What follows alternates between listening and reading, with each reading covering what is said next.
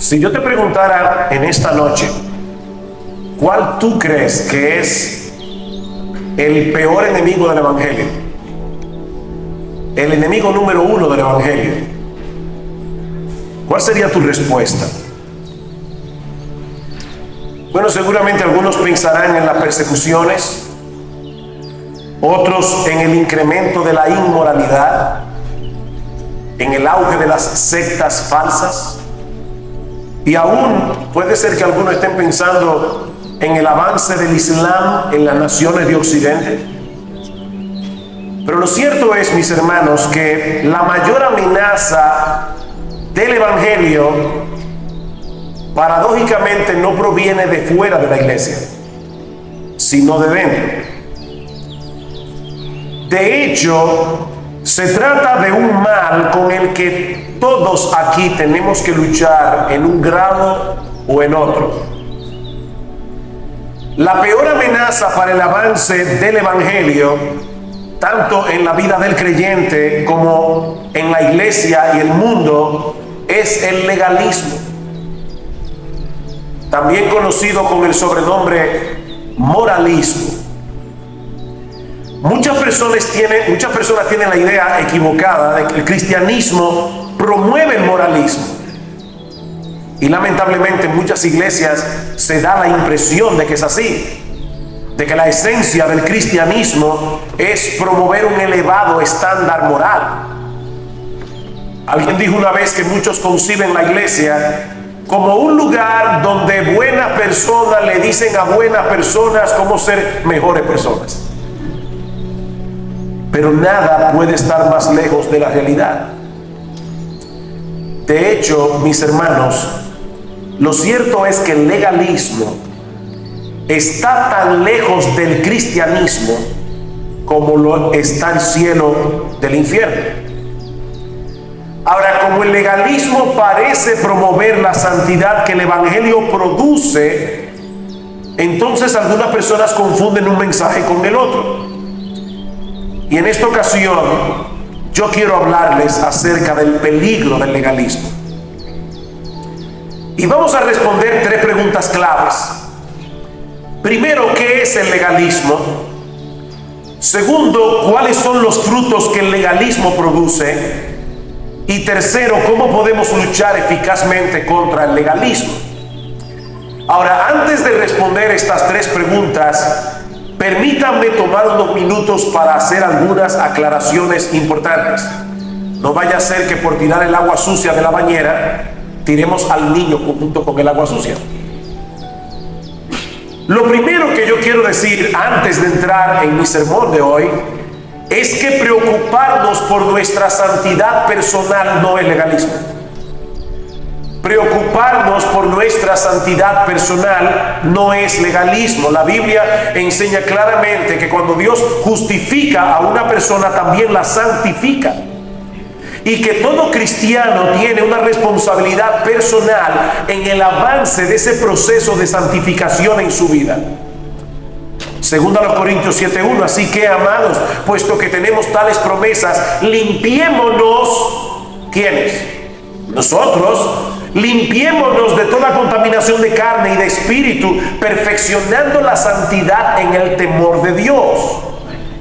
Y Pablo dice en Romanos, porque si vivís conforme a la carne moriréis, mas si por el Espíritu hacéis morir las obras de la carne, viviréis. Me encanta esa simbiosis que hace Pablo aquí. ¿Puedo yo hacer morir las obras de la carne por mi propia fuerza? No. ¿Pero de quién es la responsabilidad? Mía. Por el Espíritu haced morir las obras de la carne. Y lo mismo vemos en Colosenses capítulo 3 versículo 5. Haced morir pues lo terrenal en vosotros. Eso es algo en lo que el Nuevo Testamento insiste una y otra vez. Así que, mis hermanos, preocuparnos por nuestra santidad personal no es legalismo. En segundo lugar, tomar en serio la ley moral de Dios, los 10 mandamientos, como norma de vida para el cristiano, tampoco es legalismo. Tampoco es legalismo. Si bien es cierto que la ley de Dios ya no nos condena porque Cristo pagó por nuestras transgresiones, como vimos en el día de ayer, esa ley continúa siendo la norma moral por la cual debemos guiarnos. Mis hermanos, Dios no nos ha dejado a expensas de nuestros propios criterios para distinguir el bien y el mal. Por eso alguien decía que la ley son los ojos del amor. En Romanos 13 Pablo dice: si tú amas vas a cumplir la ley. La ley son los ojos del amor. El que permanece en mí debe andar como el ambur, dice el Señor. En tercer lugar, de paso déjenme decirle algo, vuelta atrás con respecto a la ley. La ley moral de Dios no es una camisa de fuerza. Alguna gente la ve así. No, la ley moral de Dios es más bien la provisión de un Dios amante que nos ha trazado un camino para que andemos en libertad. Por ejemplo, en el Salmo 119, en el versículo 44 al 45, dice el salmista: andaré en libertad porque guardé tus mandamientos. ¿Recuerdan el Salmo 19? Yo sé que en muchas iglesias se canta ese salmo: la ley de Jehová es perfecta, que convierte el alma. El testimonio de Jehová es fiel, que hace sabio al sencillo. Los mandamientos de Jehová son rectos. ¿Y qué producen? Alegran el corazón. Así que la alegría del corazón está íntimamente relacionada con cumplir los mandamientos de Dios. El que me ama, mi palabra guardará. Si me amáis, guardad mis mandamientos. En tercer lugar, restringir nuestra libertad por amor a Dios, por el cuidado de nuestras almas y para no ser tropiezo a otros, tampoco es legalismo. Pablo dice: todo me es lícito, pero no todo conviene. Todo me es lícito, pero yo no voy a permitir que nadie tropiece por mi conducta. En Romanos 14 Pablo trata ese tema y Pablo llega a decir: si yo tengo que dejar de comer carne, no comeré carne jamás, para no ponerle tropiezo a mi hermano. Así que restringir mi libertad no necesariamente es legalismo. Bien, habiendo aclarado esto, vamos ahora a nuestra primera pregunta. ¿Qué es el legalismo?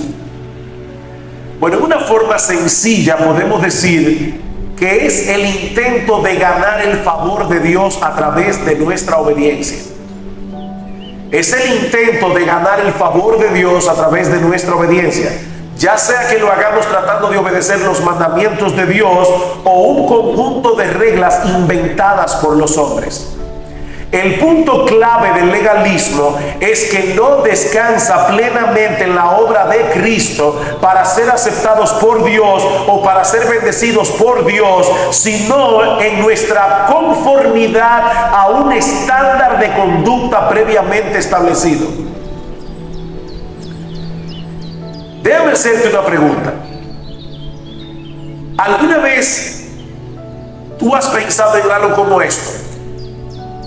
Me levanté hoy en la mañana, me levanté temprano, leí mi Biblia, oré al Señor, hasta le prediqué el Evangelio a un compañero de trabajo. Dios tiene que bendecirme hoy.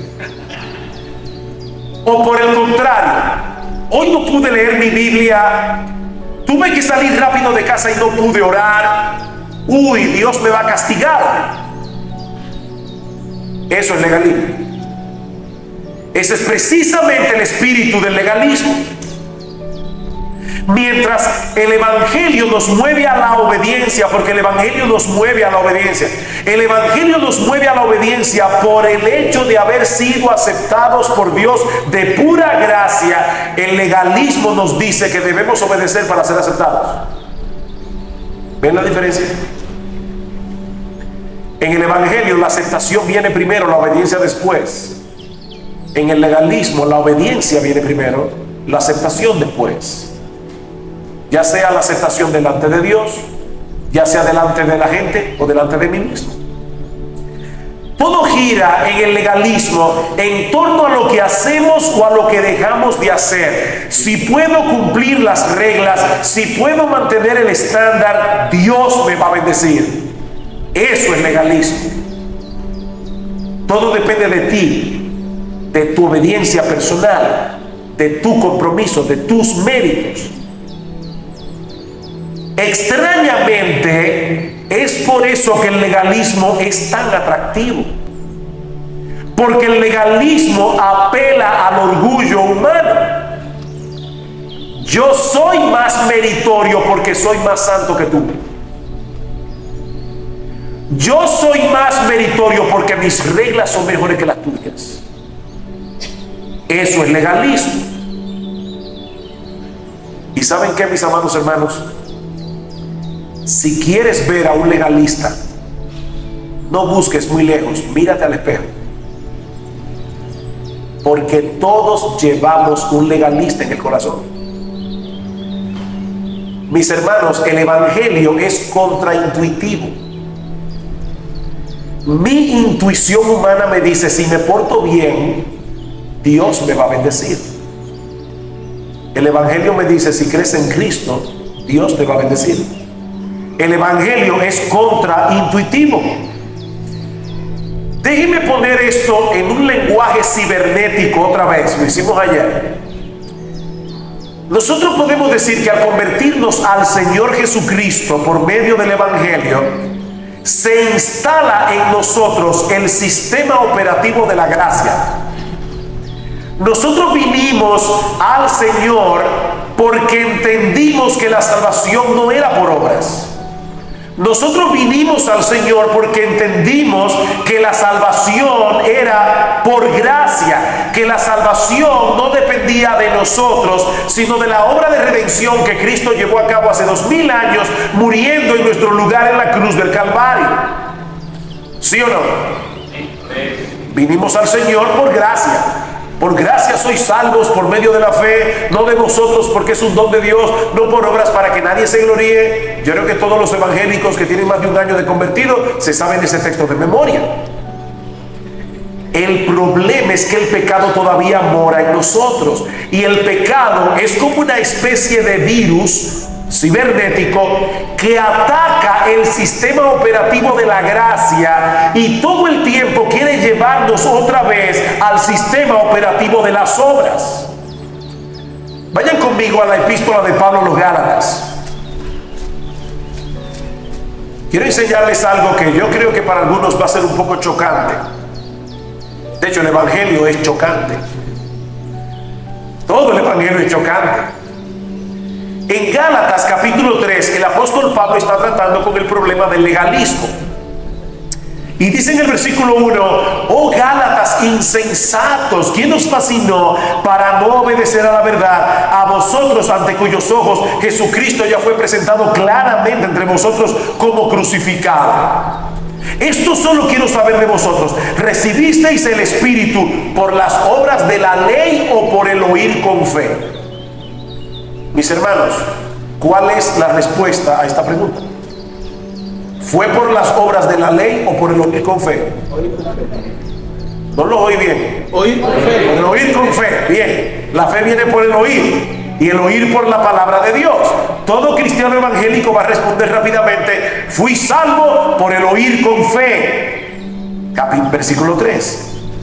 Tan necios sois, habiendo comenzado por el Espíritu, ahora vais a acabar por la carne.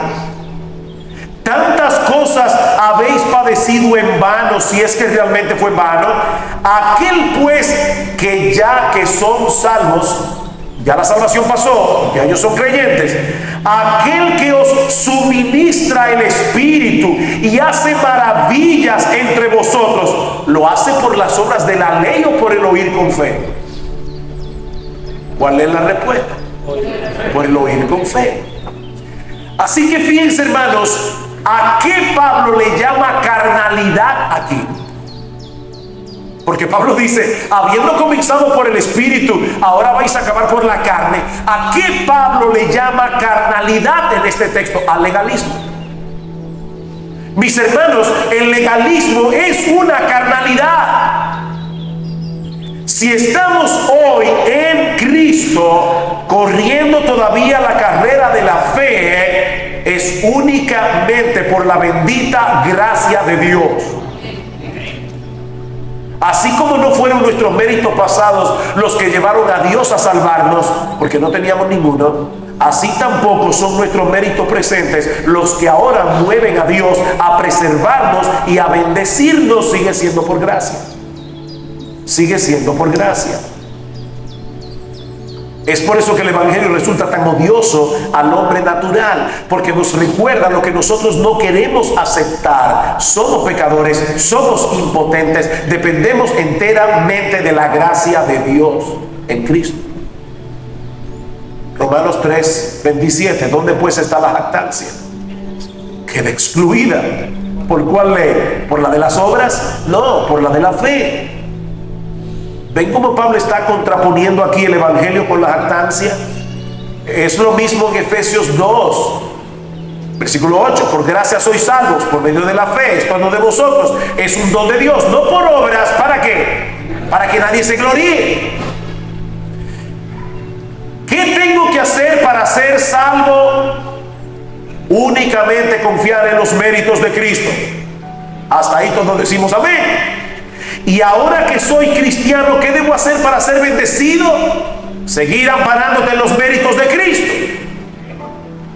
Los evangélicos están muy claros en la primera pregunta, pero no están tan claros en la segunda. Sabemos que fuimos salvados por gracia, pero muchas veces procuramos ser bendecidos por obras, como le dijo Pablo a los Gálatas en el texto que leímos hace un momento. Mis hermanos amados, todo beneficio que recibimos de la mano de Dios lo recibimos únicamente por los méritos de Cristo, no por los nuestros.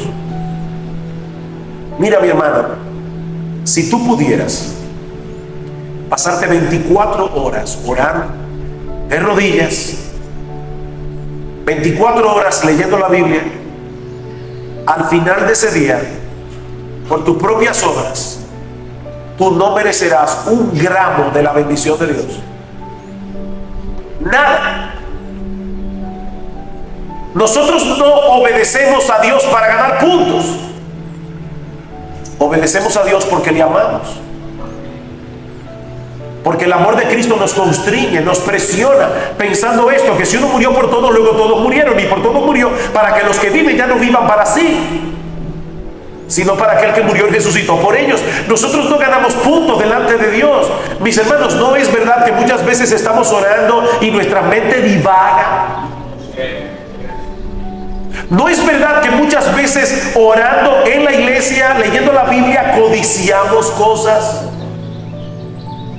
Mis hermanos, nosotros nunca nos vamos a comportar de tal manera que Dios tenga que decir: ahora tengo una deuda con este creyente porque se está portando demasiado bien. No, todo es de gracia, todo es por Cristo. Por eso es que cuando lleguemos al cielo, nuestras coronas las arrojaremos a sus pies, porque Él es el único que merece toda la gloria. Toda la gloria. Así que no es por tu bondad que vas a ser bendecido, no es por tu decencia, no es por tu esfuerzo por guardar los mandamientos de Dios, y mucho menos por someterte a un conjunto de reglas inventadas por los hombres. Es únicamente por Cristo. Y por favor, no me malentiendan. El cristianismo promueve un elevadísimo estándar moral. Hay una diferencia entre moralidad y moralismo. Recuerden siempre esto, mis hermanos. Cada vez que ustedes escuchen una palabra que tenga el sufijo ismo, es un sistema de pensamiento que tiene en el centro la palabra misma. El moralismo es la intención de ganar el favor de Dios por mi moral. Eso no es lo mismo que moralidad. La moralidad es buena, el moralismo es diabólico. La moralidad es buena, el moralismo es infernal, porque está llevando a un montón de personas creyendo que van camino al cielo por su moralidad, cuando en realidad van camino al infierno.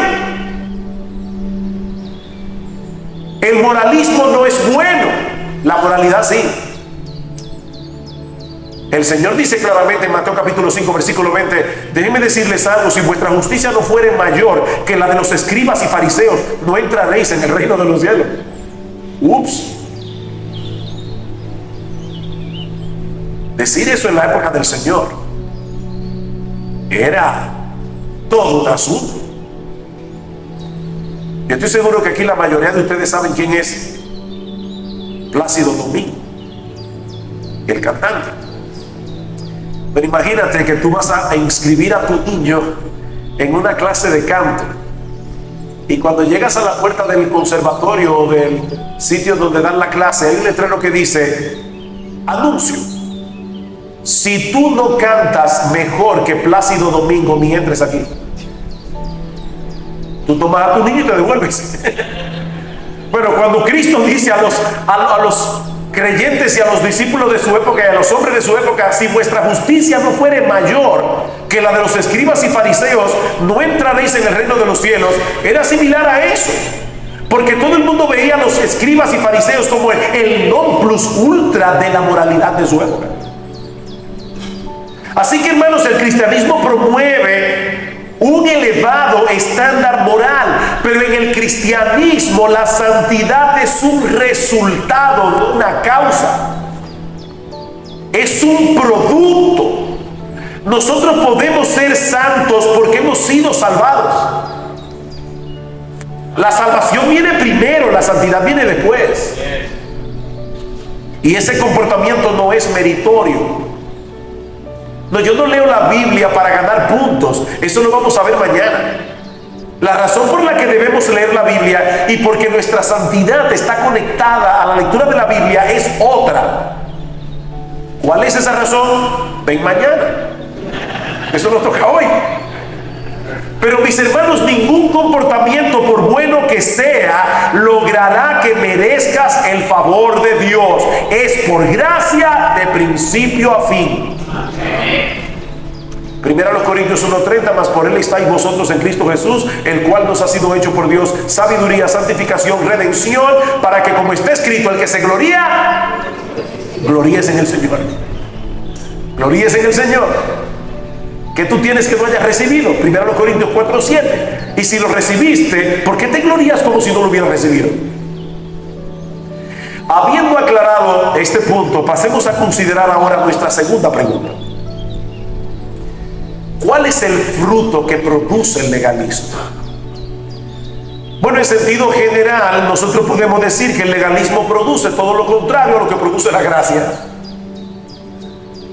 La gracia tiene sus frutos y el legalismo los suyos, y ambos frutos son antitéticos entre sí.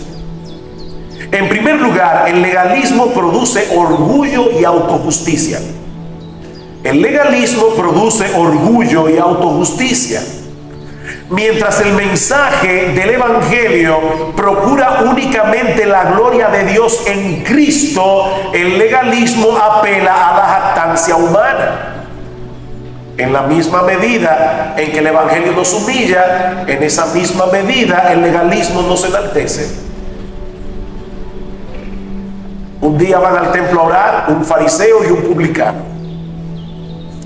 El fariseo, orando consigo mismo, me encanta como el Señor dice eso, orando consigo mismo, daba gracias a Dios diciendo: Señor, qué pieza de hombre te ha llevado.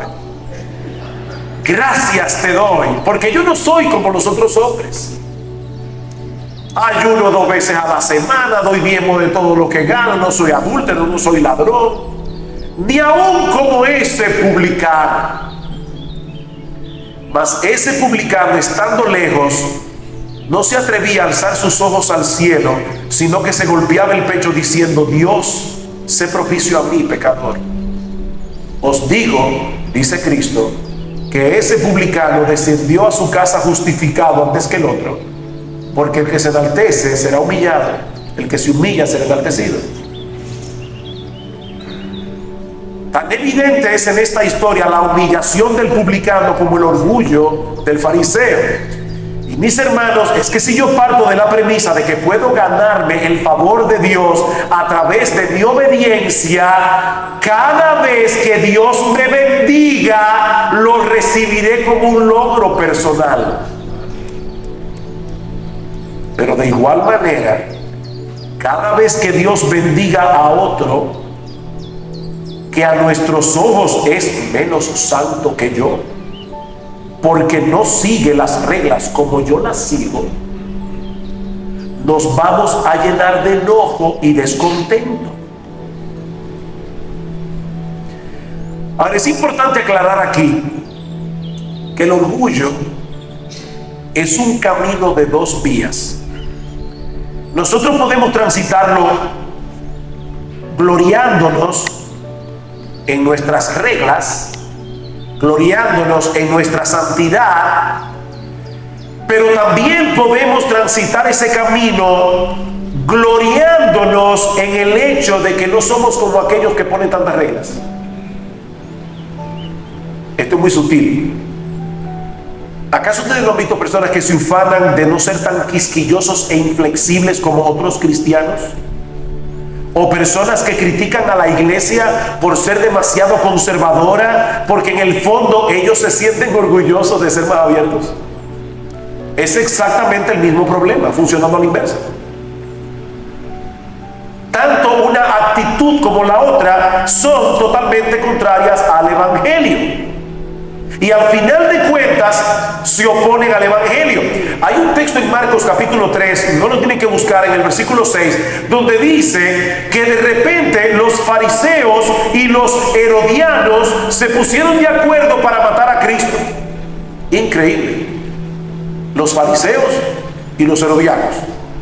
Los herodianos eran personas progresistas, diríamos en el día de hoy, personas que se movían conforme a la cultura imperante. Los fariseos eran conservadores, completamente apegados a los valores tradicionales. Ambos grupos vivían enemistados entre sí hasta que encontraron una causa común. Hay que acabar con Cristo, porque Cristo era un problema para los legalistas y para los liberales. Para los dos. Como bien ha dicho alguien, las personas progresistas creen que son mejores que aquellos que se creen que son mejores. Qué interesante. Ellos miran con desprecio a todos aquellos que miran a los demás con desprecio. El pecado sí es astuto. Se nos cuela de una forma u otra. Pero así que lo que estoy diciendo para aclarar es que no solamente el legalismo produce orgullo, el liberalismo también. Pero el legalismo no solo produce orgullo y autojusticia, sino también un cristianismo sin gozo y quejumbroso. Una vez escuché a un predicador decir: nunca en mi vida he conocido a un legalista feliz. ¿Y saben qué? Él tiene toda la razón, yo tampoco. ¿Alguna vez usted ha conocido a un legalista feliz? De ninguna manera. El legalismo no produce alegría. El legalismo no produce gozo. Porque el gozo cristiano se deriva de la gracia. Y el legalismo es antitético, es contrario al evangelio de la gracia. En pocos lugares de la Biblia nosotros vemos eso tan claramente como en la conocida parábola del hijo pródigo. Acompáñenme a Lucas capítulo 15. Lucas capítulo 15. Al igual que Tim Keller, creo que esta parábola se debería llamar la parábola del Dios pródigo y sus dos hijos perdidos. Porque la palabra pródigo significa también abundancia de generosidad. Así que lo que tenemos aquí no es un hijo pródigo, es un Dios pródigo y dos hijos perdidos. ¿Cuál es la historia de esta conocidísima parábola del hijo pródigo? Pero antes de contarles la historia, quiero que noten algo. Esta parábola Cristo la dijo para atacar a los legalistas. Capítulo 15, versículo 1. Se acercaban a Jesús todos los publicanos y pecadores para oírle. Y los fariseos y los escribas murmuraban diciendo: este a los pecadores recibe y con ellos come. Entonces él les refirió esta parábola diciendo: ¿a quiénes? A los fariseos, a los escribas, es decir, a los legalistas de su tiempo. ¿Cuál es la historia? Muy sencilla. Un joven va al padre y le dice: Padre, dame la parte de la herencia que me corresponde. En la cultura hebrea, eso equivalía a decirle al padre: yo no quiero esperar que te mueras para recibir lo mío. En lo que a mí respecta, papá, tú estás muerto. Quiero mi dinero y lo quiero ahora. Yo no quiero vivir más bajo tu techo. Yo no quiero someterme a tu autoridad. Dame mi herencia ahora. Podemos imaginarnos a los judíos de la época del Señor escuchando esta parábola, esperando la bofetada del Padre. Porque eso era lo que todo judío normal, común y corriente hubiera hecho con un hijo tan pretencioso y tan malcriado. Pero el padre de la parábola le da su herencia al hijo. El hijo se va, dice la Biblia que bien lejos de casa, lo más lejos posible, y allí desperdicia sus bienes viviendo perdidamente.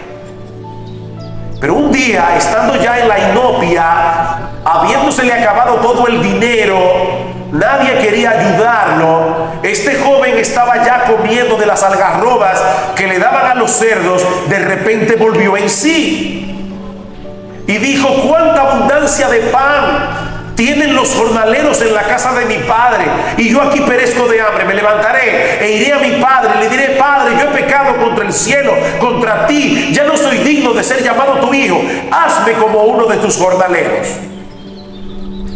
El muchacho se levanta, se va acercando a la casa. El padre lo ve en la distancia y este hombre hace lo que ningún hebreo anciano haría, porque era una deshonra. Este hombre sale corriendo y cuando llega cerca de su hijo, el hijo comienza su discurso y el padre no lo deja terminar. Abraza a su hijo, sucio como estaba, y de inmediato el padre manda a buscar el becerro más gordo, la mejor ropa, el mejor anillo, para recibir a su hijo. Lamentablemente en las iglesias la historia se queda ahí, pero ese no es el fin de la historia. De hecho, ni siquiera es el corazón de la historia. Recuerden, hermanos, que esta parábola fue diseñada para descubrir al legalista. Y dice en el versículo 25: y su hijo mayor estaba en el campo, y cuando vino y llegó cerca de la casa, oyó la música y las danzas, y llamando a uno de los criados le preguntó: ¿qué es aquello? Él le dijo: tu hermano ha venido y tu padre ha hecho matar el becerro gordo por haber recibido bueno y sano. ¿Qué hizo este hijo mayor? Se enojó y no quería entrar. Salió por lo tanto su padre y le rogaba que entrase. ¡Wow! Lo mismo que hizo el padre con el hijo perdido, lo hizo con el legalista. El padre salió. El padre siempre anda buscando pecadores, sean pecadores depravados o sean pecadores legalistas. Son pecadores los dos y están perdidos igual. Amén. Y el padre sale a convencer a su hijo. Y escuchen lo que le dice el hijo. Mas él respondiendo dijo al padre: he aquí tantos años te sirvo, no habiéndote desobedecido jamás, y nunca me has dado ni un cabrito para gozarme con mis amigos. ¿Ven ahí el corazón del legalismo? yo te sirvo para que tú me des lo que yo quiero. Pero cuando vino este tu hijo que ha consumido tus bienes con rameras, has hecho matar para él el becerro gordo. Ese es el corazón del legalismo. Yo he obedecido las reglas y no he recibido nada a cambio. Spurgeon, el famoso predicador inglés del siglo XIX, ilustra esto poniendo el ejemplo de un humilde jardinero que le llevó de regalo al rey un paquete de zanahorias para mostrarle su estima y su amor. Y el rey, como recompensa, le regaló un pedazo de tierra. Un cortesano que vio el asunto pensó dentro de sí: ¡wow! Un pedazo de tierra por un paquete de zanahoria, ¡qué buen negocio! Así que al día siguiente le regaló al rey un magnífico caballo. El sabio rey, percibiendo lo que había en su corazón, se limitó a decirle gracias. Al ver su cara de decepción, le dijo: el jardinero me regaló zanahorias, pero tú te diste a ti mismo un caballo. Tú no me lo diste por amor a mí, sino por amor a ti mismo, esperando recibir una recompensa. Como dice Tim Keller, aquellos que son como el hermano mayor de la parábola creen que si viven una vida buena, van a obtener a cambio una buena vida. O sea, ellos no obedecen a Dios por amor a Dios, sino por lo que pueden obtener a cambio. Si algo queda claro en esta parábola del hijo pródigo, es que el hermano mayor no amaba a su padre. Olvídense, el hermano mayor no amaba a su padre. Si lo hubiera amado, se hubiera gozado con él al haber recibido su hijo de vuelta. Pero su enojo reveló lo que había en su corazón. Una vez más cito a Keller: al final de la historia, el hermano mayor tuvo una oportunidad de agradar verdaderamente a su padre participando de la fiesta, pero su resentido rechazo mostró que la alegría de su padre no era su objetivo. Y luego añade: si al igual que el hermano mayor tú procuras controlar a Dios a través de tu obediencia, entonces toda tu moralidad no es otra cosa que una manera de usar a Dios para que te dé las cosas de esta vida que tú realmente quieres. Tú no quieres a Dios, tú quieres sus dones. Y tú lees la Biblia, oras, vienes a la iglesia, te guardas de cometer ciertos pecados para obtener esos beneficios de Dios. Eso es legalismo. Eso es legalismo. En el fondo de su corazón, el legalista cree que puede controlar a Dios. Me estoy portando bien, Señor, así que espero que me trates bien. Uno no lo dice así, pero ahí está. ¿Saben cuál es el problema? La vida no funciona así. La vida no funciona así. Y cuando las cosas no salen como el legalista esperaba, entonces se molesta profundamente por la injusticia que se está cometiendo contra él. Wow. Esa fue la acusación del hermano mayor. Tú has sido injusto conmigo. Mira todo lo que yo he hecho en obediencia a ti. ¿Y qué es lo que he recibido a cambio? A veces yo como pastor escucho cosas como estas: pastor, yo me he estado sometiendo a mi esposo incrédulo y él no se ha convertido. O sea que tú te estabas sometiendo a tu esposo incrédulo para obtener la conversión de tu esposo, no por amor a Dios. Eso es legalismo. Eso es legalismo. No, tú debes obedecer a Dios por obedecer a Dios. Punto, porque Él es Dios. Y porque Él nos ha dado todo en su Hijo. Y porque es más sabio obedecerlo a Él que obedecer tu corazón. no es para obtener nada a cambio.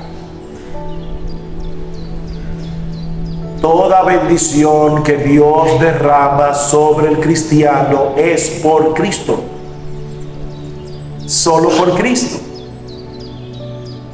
Pero el legalismo no solo le produce orgullo y un cristianismo sin gozo, sino también un divisivo espíritu hipercrítico.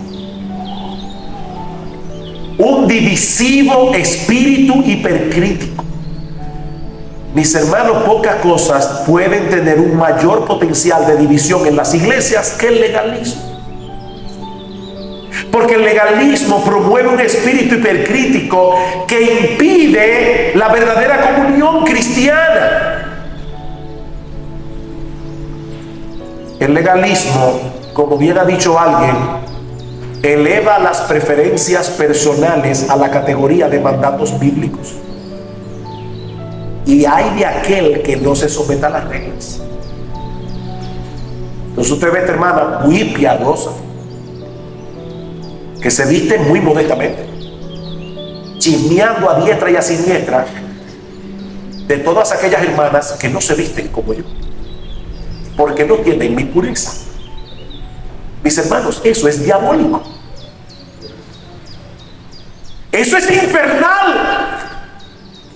Pero eso es exactamente lo que produce el legalismo. El otro día me encontré en un blog, esto fue genial, 7 pasos sencillos para convertirte en un legalista. Primero, inventa reglas que no están en la Biblia. Segundo, esfuérzate por cumplir esas reglas. Tercero, castígate a ti mismo cuando no las cumplas. Cuarto, enorgullécete cuando la obedezcas. Quinto, constitúyete a ti mismo en juez de los demás. Sexto, enójate con aquellos que rompan las reglas o que tengan reglas distintas a las tuyas. Séptimo, esta es la mejor, golpea a los perdedores. 7 pasos sencillos. Por eso es que Pablo tiene que advertir a la iglesia en Colosas, en Colosenses capítulo 2, versículo 16, que nadie os juzgue en comida, en bebida, en cuanto a día de fiesta, luna nueva o día de reposo. Porque Pablo sabía que los legalistas no se contentan con seguir sus propias reglas para ganar el favor de Dios, sino que ellos quieren meter a todo el mundo en el mismo molde.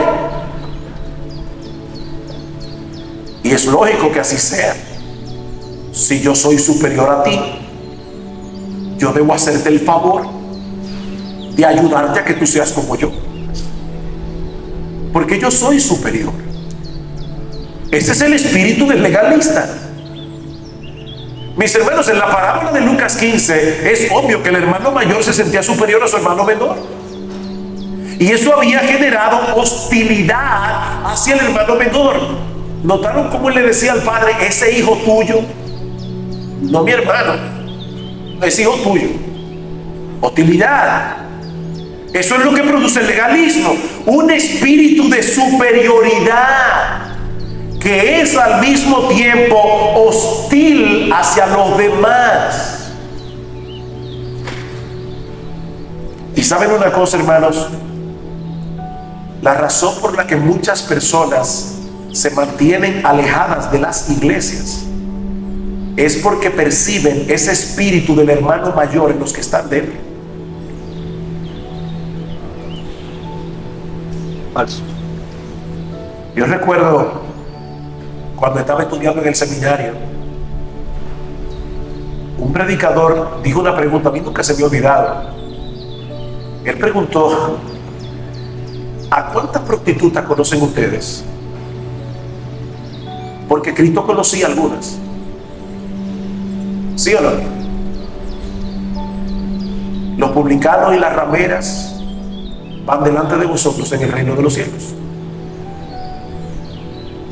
¿Qué pasaría si una prostituta visita tu iglesia el próximo domingo? Una prostituta conocida, ¿se sentiría ella bienvenida o percibiría ella de la membresía el síndrome del hermano mayor? Yo soy mejor que tú. ¿Y por qué tú eres mejor? Si tú fuiste salvado por gracia. Miren, mis hermanos, yo no estoy diciendo aquí que nosotros debamos acomodar el mensaje para que los visitantes se sientan bien entre nosotros. Líbrenos Dios de hacer semejante cosa. Pero los pecadores deben percibir que la iglesia es un lugar donde serán bienvenidos como nosotros fuimos bienvenidos delante de Dios cuando llegamos a Él con toda nuestra basura encima.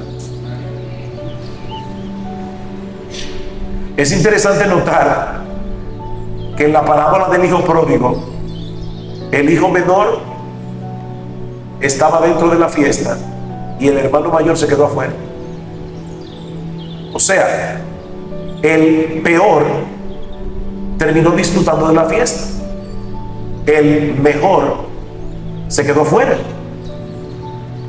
Mis hermanos, el Señor no vino a llamar a los que se creen justos. Él vino a llamar a pecadores al arrepentimiento. Así que para disfrutar de esta fiesta, lo primero que tú necesitas saber es que tú eres un pecador. Y si eso es lo que somos a final de cuentas, ¿qué tú tienes que no hayas recibido? Y si lo recibiste, ¿por qué te glorías como si no lo hubieras recibido?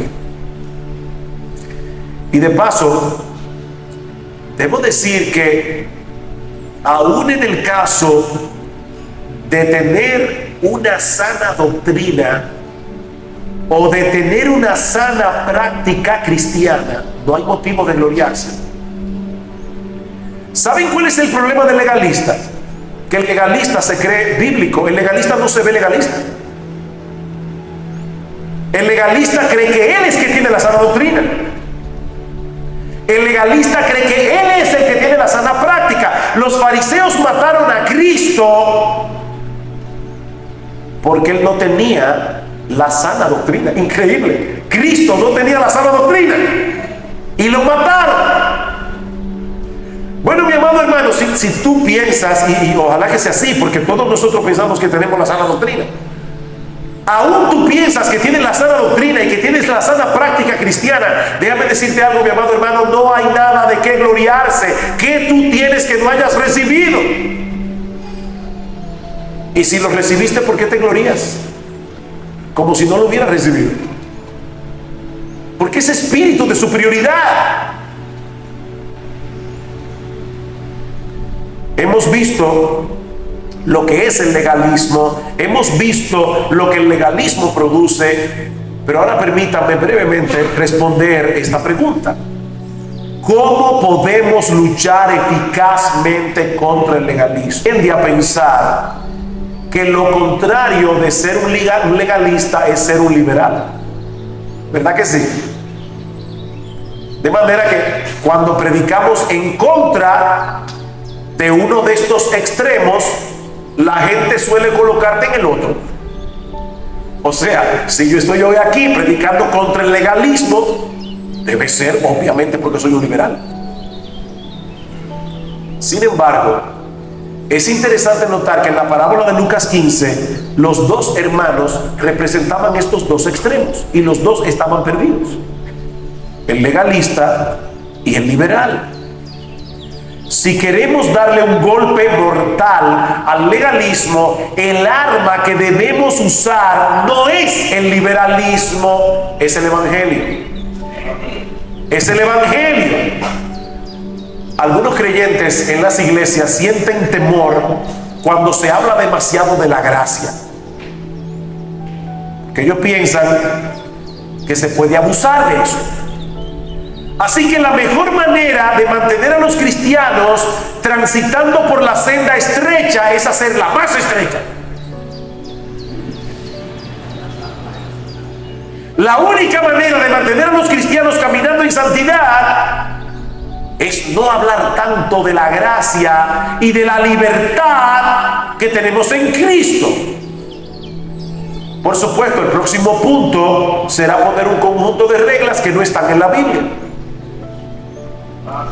Pero como dice el pastor Tilian Chivillan, si realmente eres capturado por la gracia, no vas a usar tu libertad para ser indulgente contigo mismo, sino para glorificar a Dios. Si no, tú no has entendido la gracia. ¿Qué dice Pablo en Gálatas capítulo 5, versículo 13? Gálatas capítulo 5, versículo 13, dice Pablo: porque vosotros, hermanos, a libertad fuisteis llamados, solamente que no uséis la libertad como ocasión para la carne, sino servíos por amor los unos a los otros. Así que si tú quieres avanzar en la vida cristiana, pídele a Dios que te ayude a tener un mejor entendimiento del evangelio de la gracia, porque solo de ese modo entenderás los recursos que tienes en Cristo para ser santo, y solo de ese modo tendrás la motivación que necesitas para seguir avanzando en el camino de la madurez y la santidad, como veremos en el próximo mensaje de mañana. Según a los Corintios 5:14, el amor de Cristo nos constriñe, el amor de Cristo nos presiona, el amor de Cristo nos motiva, el amor de Cristo nos mueve, pensando esto: que si uno murió por todos, luego todos murieron, y por todos murió para que los que viven ya no vivan por así, sino para aquel que murió y resucitó por ellos. Eso es lo que enseña el evangelio de la gracia. Permítanme compartir con ustedes, a modo de conclusión, dos relatos de la mitología griega. Y yo espero que nadie se moleste aquí porque yo use en el púlpito la mitología griega. En el discurso de Pablo a los atenienses, en Hechos capítulo 17, Pablo citó a dos poetas griegos, a Epímenes y a Erasto de Soles. Y en su carta a Tito, él visita a Epímenes, así que no hay problema.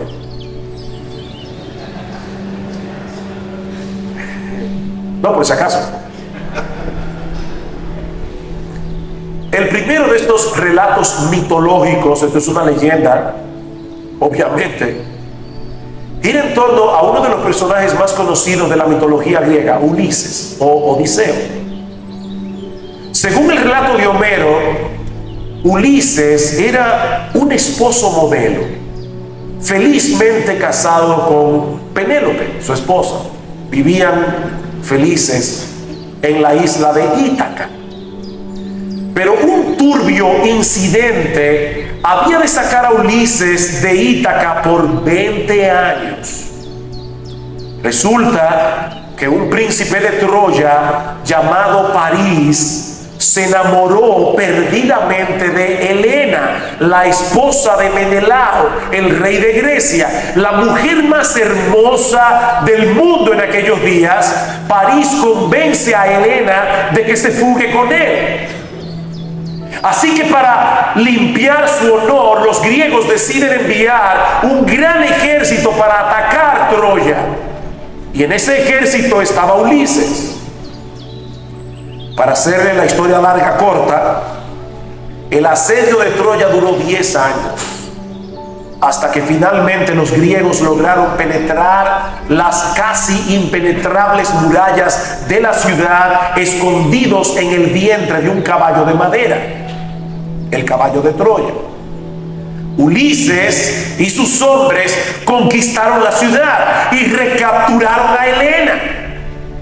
Pero el viaje de regreso, que duró 10 años, fue todavía más peligroso que el asedio de Troya. Eso es lo que Homero narra en la Odisea, es el viaje de Odiseo, de Ulises, a Ítaca otra vez. Uno de los momentos más peligrosos de la travesía fue cuando tuvieron que bordear la isla de las Sirenas. Según la leyenda, estas malvadas criaturas tenían un canto tan hermoso que atraían a los marineros a la costa, y cuando sus barcos encallaban, se estrellaban en los escollos, ellas aprovechaban para acabar con ellos sin misericordia. Advertido ya de este peligro, pero al mismo tiempo lleno de curiosidad, Ulises ordenó a todos sus marineros que se taparan los oídos con cera para que no pudieran escuchar el canto de las sirenas, y que miraran todo el tiempo hacia adelante para que no pudieran ser atraídos por su hermosura. Pero al mismo tiempo le pidió a los marineros que lo ataran fuertemente al mástil de la embarcación, para él poder escuchar el canto de la sirena sin correr ningún peligro.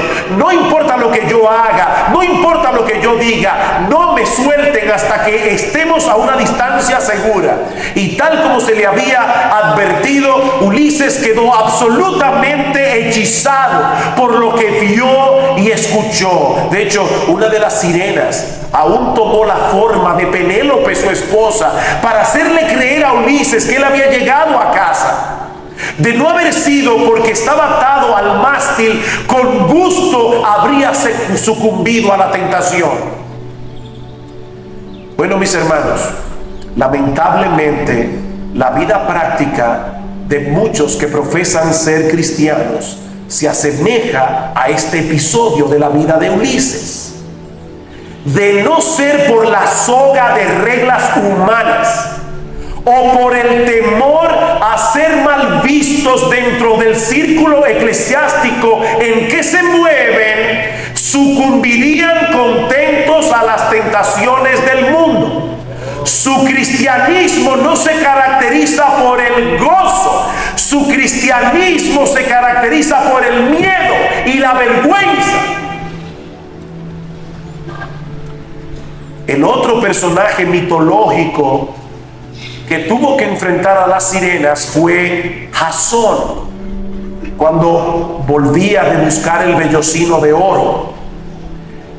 Entre los tripulantes de su embarcación se encontraba Orfeo, un artista tan talentoso que su música era reconocida como la más hermosa y melodiosa del mundo antiguo.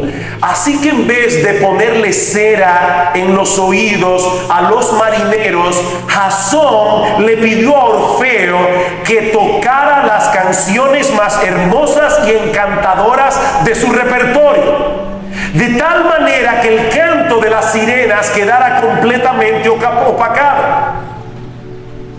Las sirenas no habían perdido su capacidad de seducir, pero estos hombres habían sido completamente cautivados por un sonido infinitamente mayor. Como alguien dijo una vez, Ulises sobrevivió al canto de las sirenas, Jasón venció sobre ellas.